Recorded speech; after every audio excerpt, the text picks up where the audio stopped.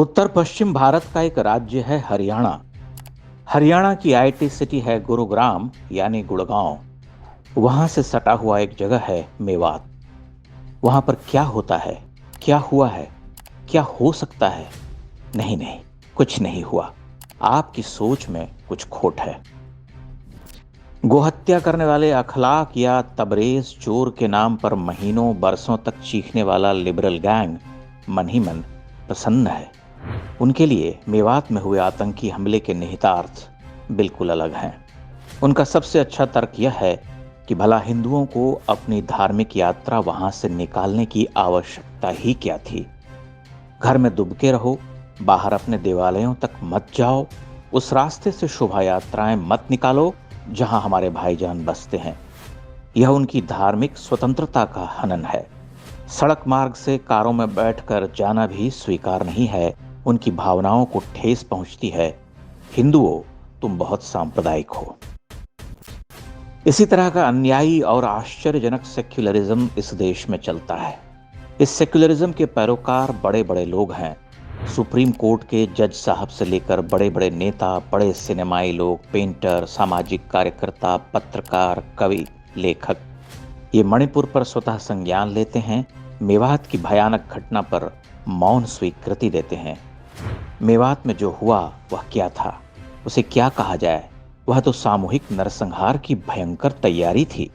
घेर कर, घात लगाकर निहत्थे श्रद्धालुओं को मारा गया, उनकी गाड़ियां जलाई गईं। यह सब देखकर वे सभी लोग प्रसन्न हैं। जिस देश में सेक्युलरिज्म और डेमोक्रेसी की बहुत चिंता सताती है, ऐसे चुप हैं जैसे पतझर के निचाट सूने में चुप्पी पसरी रहती है, खुप सा सन्नाटा। ये पुराना अभ्यास है, पिछले 100 वर्षों का अनुभूत, देखा भोगा हुआ। देश विभाजन से पूर्व की नृशंसताओं से लेकर विभाजन के समय की मारकाट हो या उसके बाद के दशक, सभी घटनाओं पर समाज का यह वर्ग तभी बोलता है जब इनमें चाबी भरी जाती है। कश्मीर में हिंदुओं पर हुए अत्याचार और उन्हें अपने पुरखों की धरती से भगा दिए जाने को ये निर्लज्जता के साथ सही ठहराते रहे, मानो लाखों लाख कश्मीरी तो बस देशाटन पर निकल पड़े हों। घर में कुंडी लगाई और चल पड़े। इनसे पूछिए कि बंगाल में क्या हो रहा है, ये चुप हो जाते हैं।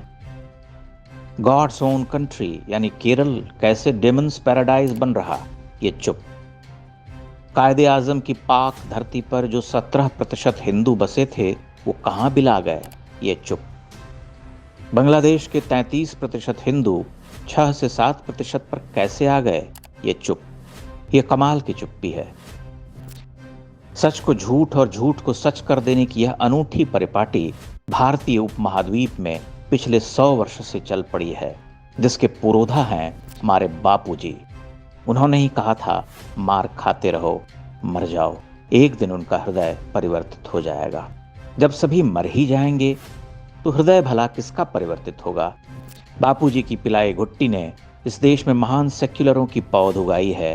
वे मेवात को नहीं देखते, कश्मीर को मुगलों का बसाया जन्नत कहकर सीना फुलाते हैं। इतिहास में नहीं झांकते, वर्तमान को भी वैसे ही देखते हैं जैसे देखना उन्हें अच्छा लगता है। वे काशी को विवादित स्थल मानते हैं, शिवलिंग को फव्वारा, त्रिशूल, कमलदल, शंख, कलश और कीर्ति मुखादि से सज्ज भग्नावशेष को भी मस्जिद कह देते हैं।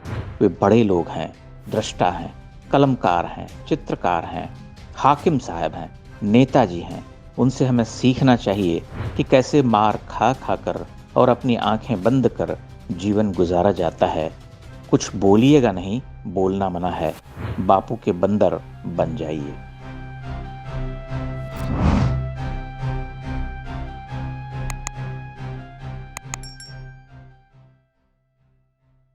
इंडेक्स ऑनलाइन के वीडियो समाज को समर्पित हैं।